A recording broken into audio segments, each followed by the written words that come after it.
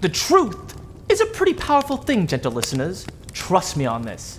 I should know.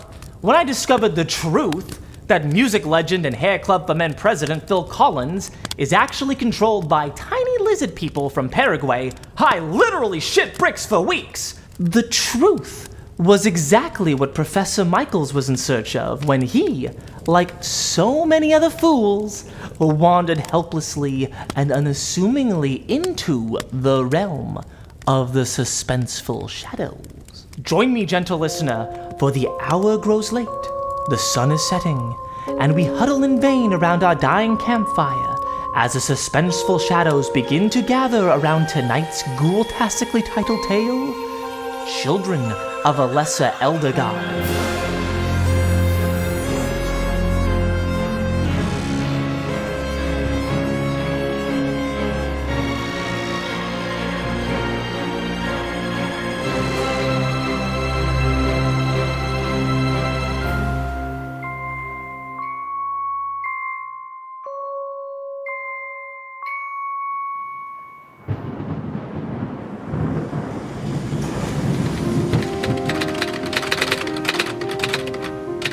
I write this journal now in the hopes that it is discovered before it is too late for you, my friend, or person I can only assume is my friend.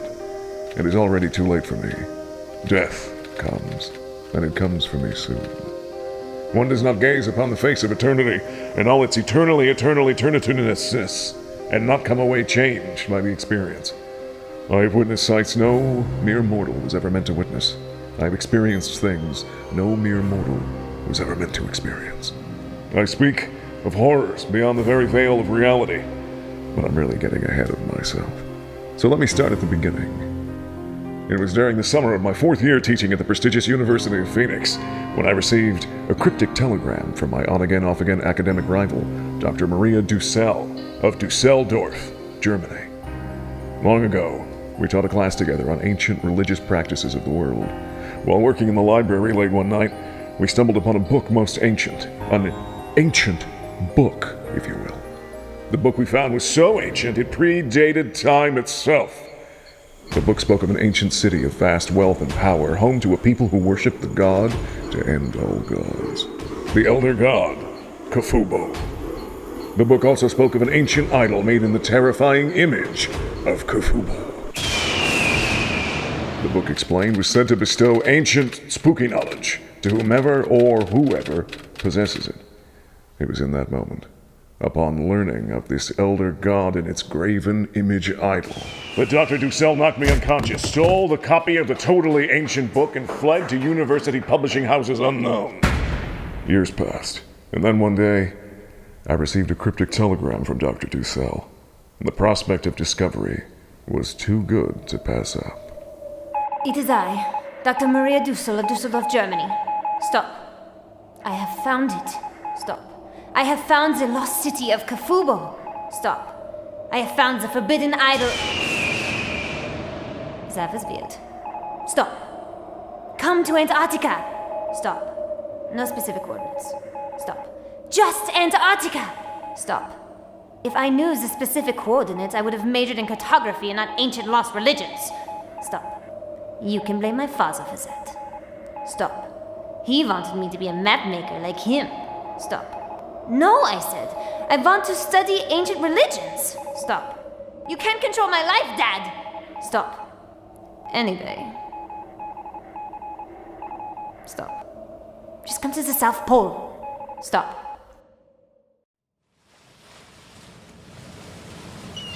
After many weeks at sea, the captain of the good ship Britannica told me that we had arrived. We're here.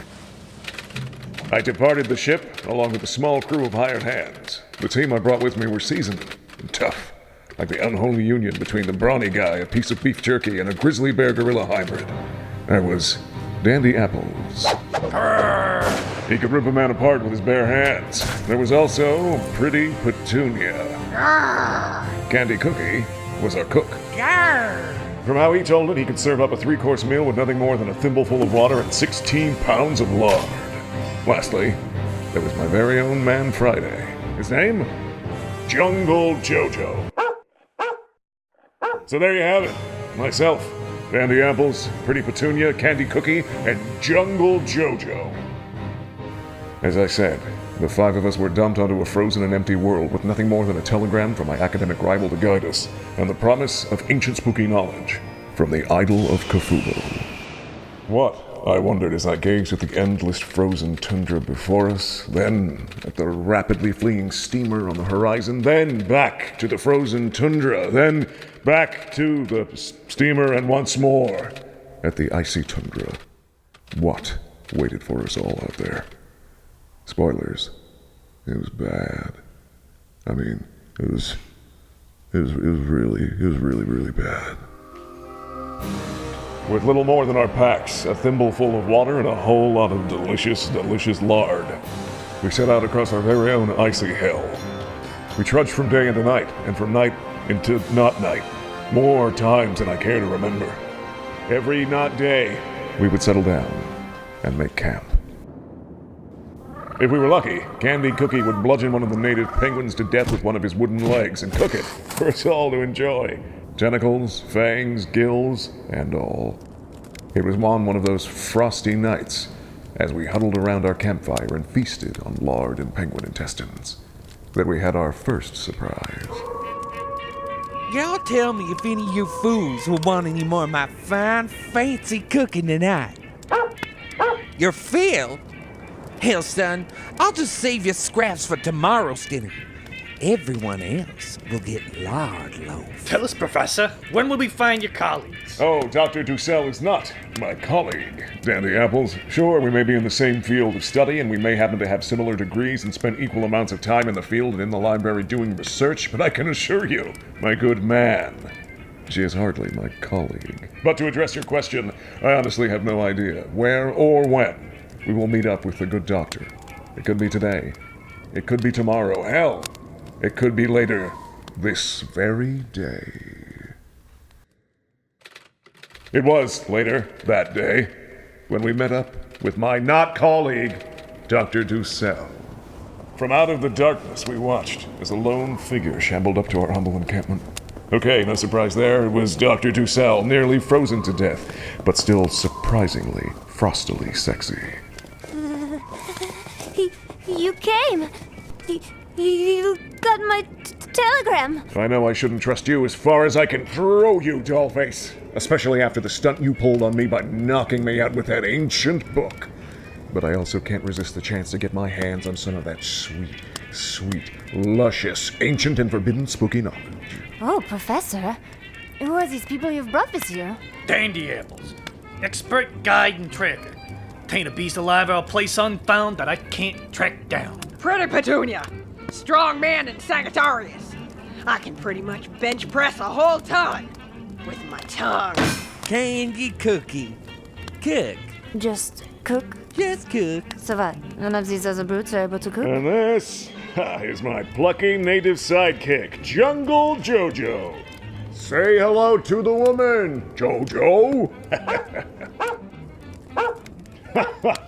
Isn't he a hoot? You can hardly understand a word of the heathen gibberish that spews forth from his mouth. Listen, Professor Michaels.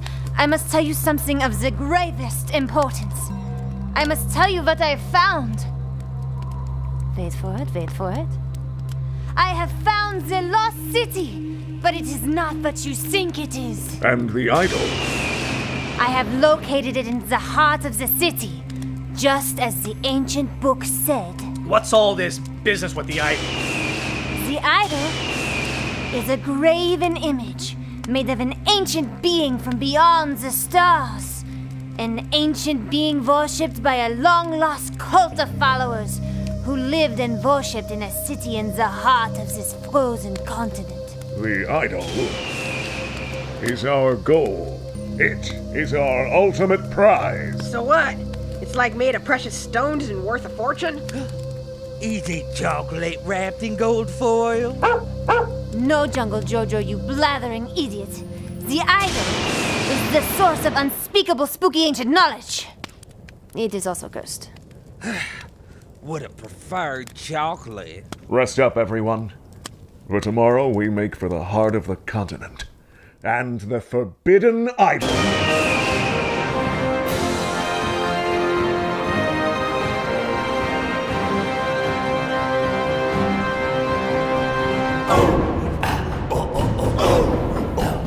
After we left our base camp behind, we marched ever southward, Dr. Dussel leading the way. I could feel that our quest for the idol was nearing an end. I must admit, it was in those days of trudging blindly through the snow, my only guiding light, a pair of tight pants that otherwise might be called snowblindness, that I saw the worst of what humanity has to offer. I watched in helpless awe and horror as Dandy Apples, the man tasked with overseeing our intrepid expedition, wrestled with a snowman hell-bent on killing him. Ah, the carrot nose! It's right in my eye! Get it out of there! Get it out of there! Coal-like eyes burned in the night, and Carrot stabbed his torso, but when the proverbial dust had settled, Dandy was less of a human man and more of a beast man. Hybrid beast, but also man.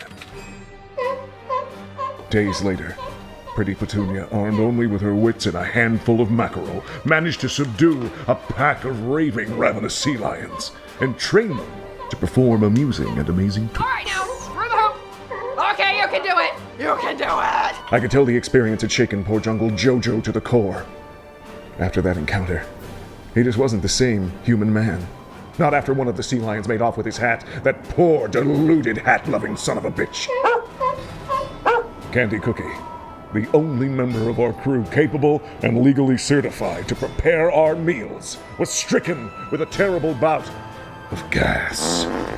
For hours, the man purged said gas the only way he knew how, through the horrible, gruesome bleeding gashes in his sides. All things considered, Dr. Dussel and myself had it the roughest. Every night, we wrestled and tussled and wrestled under our blankets, only to come up for air, nearly too exhausted to go on in that frigid, frozen, frost-bitten land of freezing fornication. The following fornication sounds have been deemed inappropriate by our sponsors and will subsequently be replaced by the following music.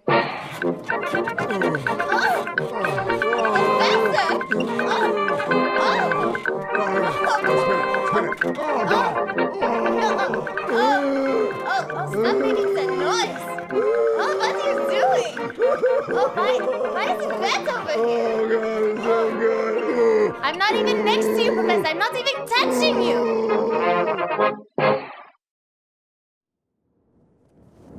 With the injured in tow, we finally came to a sight that not only took my breath away, but made for a wonderful Christmas card. Hopefully you get it, but if you didn't, well, consider yourself lucky and not doomed. Ladies and gentlemen, I give you the entrance to the lost city of the lost god of the lost idol. My God, Dr. Dussel. There's an entire jungle right smack dab in the heart of the frozen southern reaches of this forbidden, forgotten land.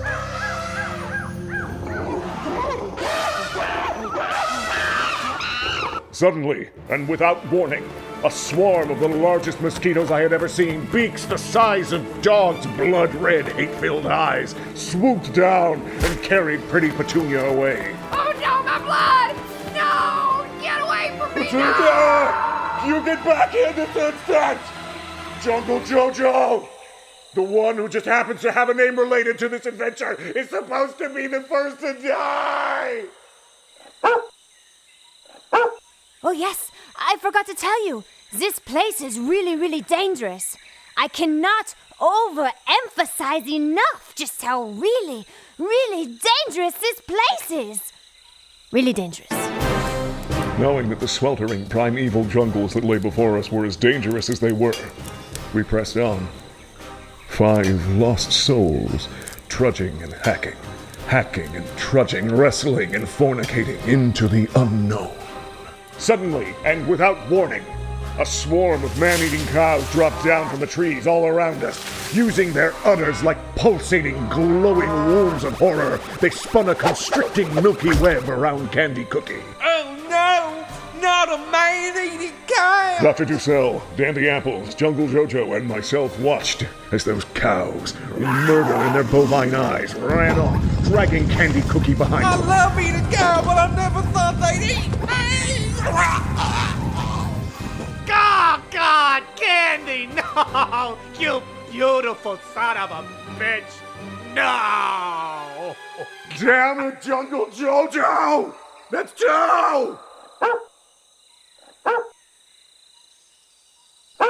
Do you see this, Dr. Ducell? Do you see what I've had to endure on this expedition? I mean, never mind the two people who just died, but I've had it up to here with this earthhole who just won't die when he's supposed to! Think nothing of it. Cast such thoughts from your mind. Purge yourself of this anger and follow me. Just around this tree we will find the lost city. We rounded that tree, and what we found on the other side was another tree. Oh, sorry. It must be around the next tree. I can feel it, can't you? We rounded that next tree, and we found only another tree.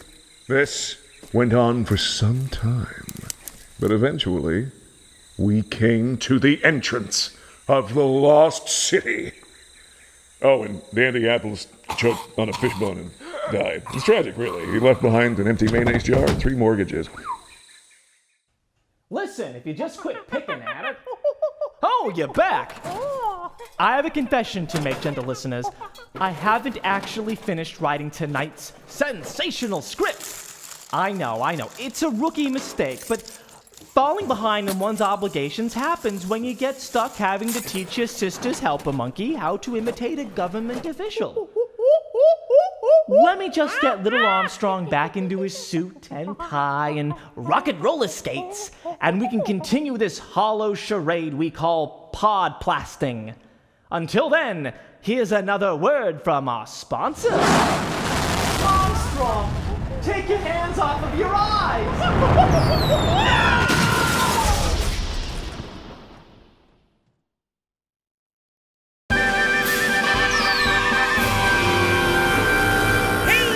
Kids and cadets, if like me, you are sick and tired of the same lousy themed restaurants and are looking for something new, then come on down to the hottest seafood joint in town. When you and your family dine at Shamu Shamu, you'll be treated better than old King Neptune himself. All our seafood is brought at wholesale prices from local aquariums, so you and yours will be dining on only the finest. We have crayons and balloons for the kiddies, peanut shells on the floor for the teenagers, and a 2 million-gallon tank filled with the freshest seafood ready for you to pick and pig out on. And if you can eat an entire orca in under an hour, your entire meal is on us.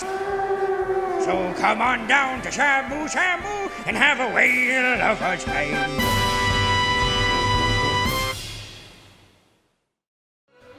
Not only did I write that last commercial for Shamu Shamu, but I love the company so much, I bought it!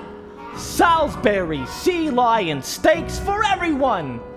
Well, gentle listeners, while the crew and I enjoy our dolphin unsafe meals, you get to enjoy the exciting conclusion to tonight's extra saucy episode of The Suspenseful Shadows.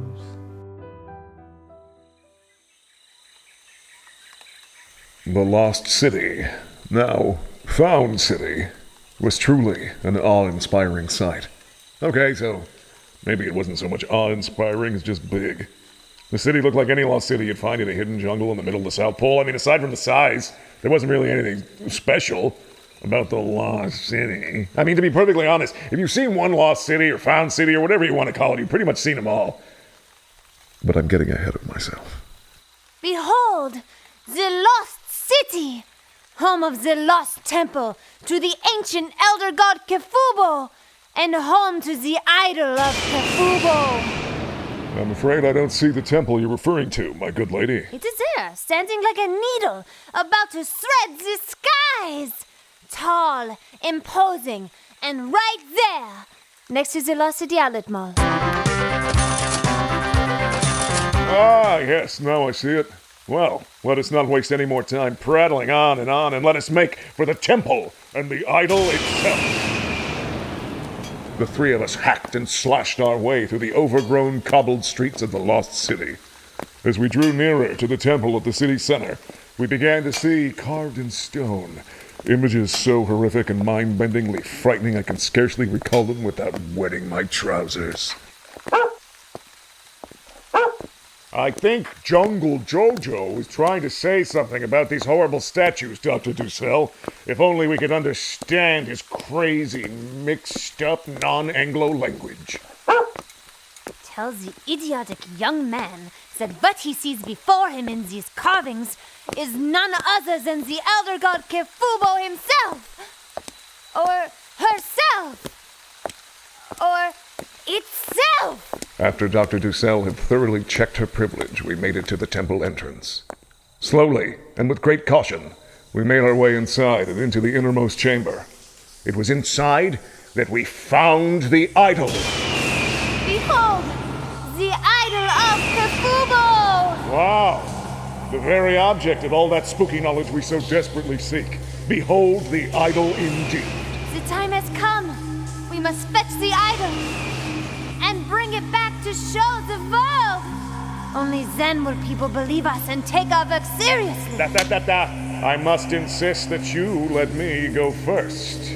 Through no fault of your own, your handicap of being a woman and thus naturally weak means that I, in order to protect you, must go first, for all our sake. In fact, for all of humanity. Just as I was about to reach out and grab the idol, I felt my masculine hand slapped away. There stood Jungle Jojo, a fire in his eyes, the likes of which I have never seen. He fumed, his chest heaving, non-PhD earning gibberish spewing forth from his mouth like so much waste.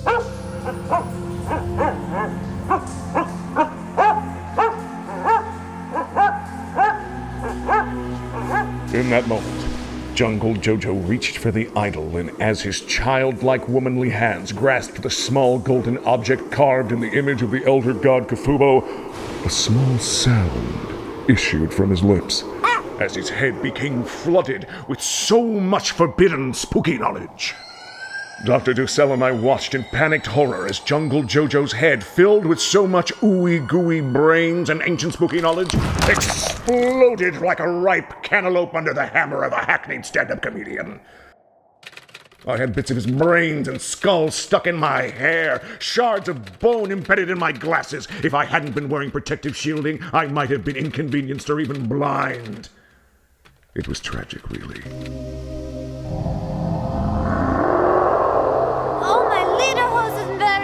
Schnitzel-eating, Hasselhoff-loving God! It would seem that Jungle Jojo's unexplained usurping of the expedition had awakened something. Something ancient. Something terrible. Something or other. What is that horrible noise? Could it be? Oh, my friend, it was. For that cry, that hellish, otherworldly shriek was none other than... It could only be the Elder God itself! You mean? Yes! For he has risen and shall bring darkness to the planet! The devourer of worlds has arrived in the flesh, consuming all until the last of the stars sputters and dies!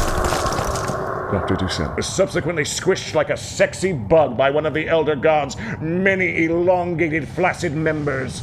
I, on the other hand, found myself with all due haste and decisiveness, moving at great speed out of that collapsing temple like a gazelle.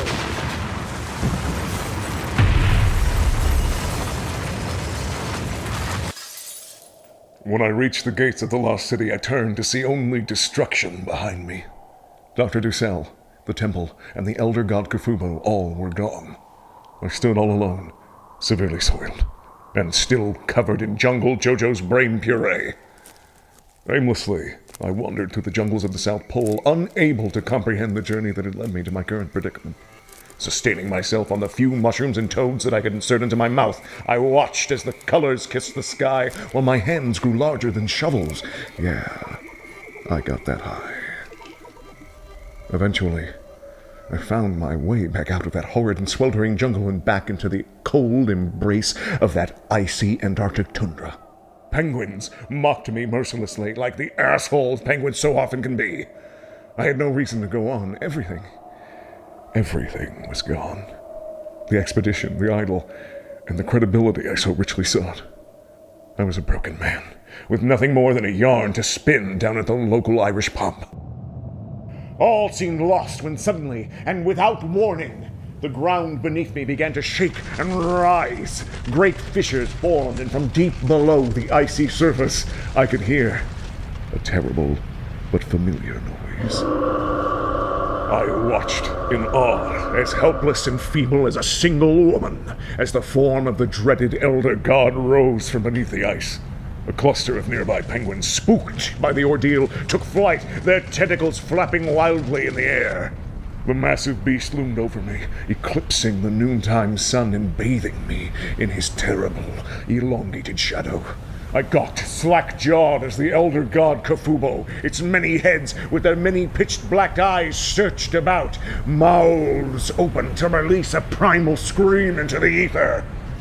In that moment, I too found myself screaming.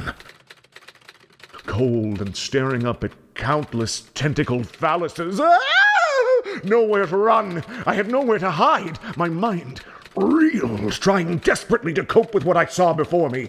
Even without the idol and all of its spooky knowledge at my fingertips, something told me that man was not meant to behold something so awesome, so terrible. With nowhere left to go, I made straight for the coast.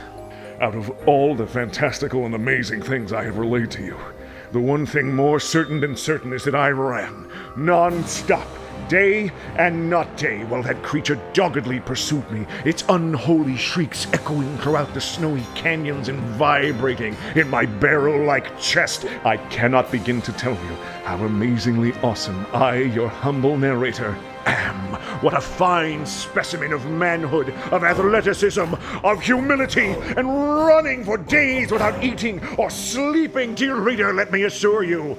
It was easy as hell for an Adonis like myself. Suddenly, and without warning, I found myself standing on the shore of the Antarctic continent. The elder god Kafubo was no more than a mile behind me.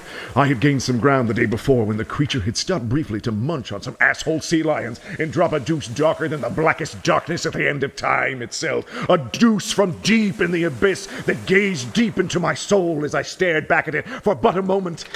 As for me, dear listener, I just defecated as I ran. As I stood looking up and down the coast, all hope ebbing away from my soul, I spotted a tiny vessel not too far from the shore.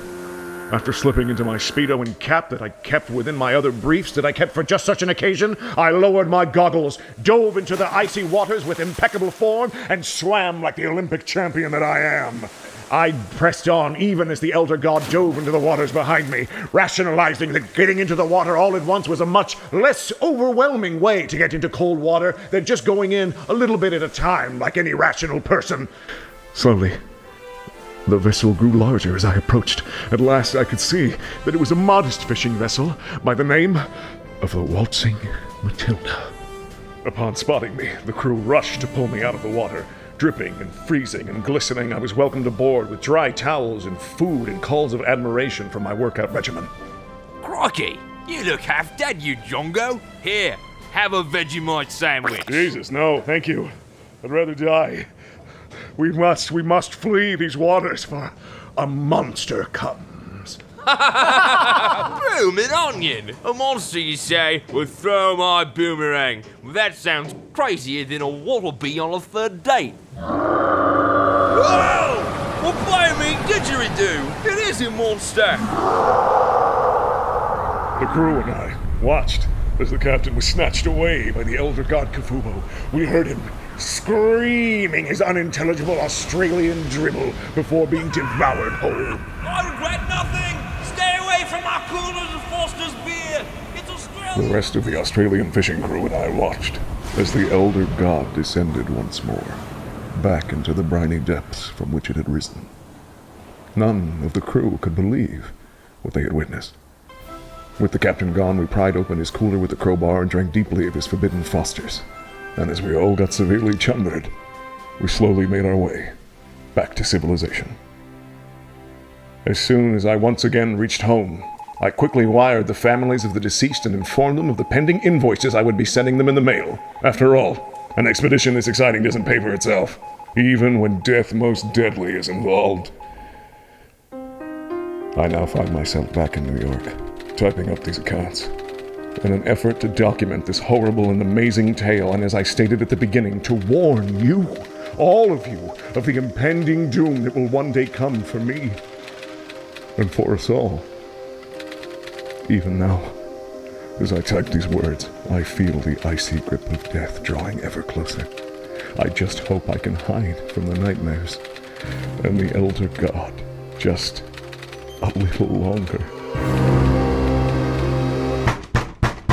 Oh, God! Who the hell is that at this hour? Yeah, Jesus! I hear you! Hold on! Don't get your Speedo in a knot, pal. Hello? Who's asking? Gafubo! How did you find me? No, what are you going to do with all those teeth and those tentacles and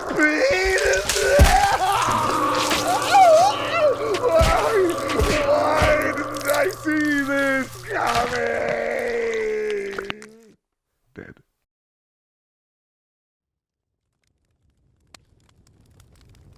Let this be a warning to you all, lest we all forget from time to time that there are just so many things out there that mankind was never meant to behold. What things, you may ask? Oh, many things. Strange things. The things that go bump in the night. The things that live in the back of my sock drawer. I used to think they were highly educated rats, but now I'm not so certain. Tell me, do highly educated rats tend to chant ominously in Latin? Now, if you'll excuse me, I have a whole orca to eat in less than an hour. Come along, Armstrong. Dinner is on me tonight.